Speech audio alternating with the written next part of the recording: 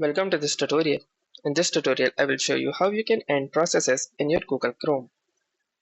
Processes are all the work that are going in the back end of the Google Chrome. And if you notice any conflicting behavior from any web page, then one simple step is to end that particular process.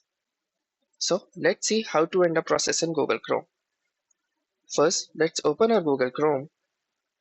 Then I will open some random instances of tabs here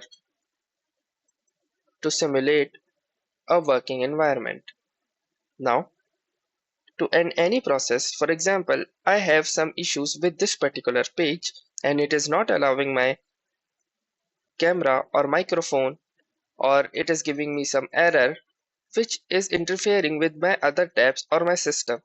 Then the best way to resolve is using the end process.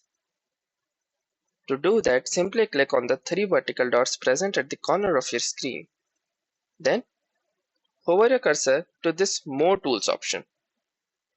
Now here you can see the Task Manager, or you can simply press the Shift plus Escape key combinations. Now let's click on the Task Manager and you can see all of the processes. Now simply select those processes which are interfering with your system. For example, if this process is interfering my system, I will click on it and click on this End Process button. As you can see that this process has been ended. And to reload it, I will need to click on the Reload button.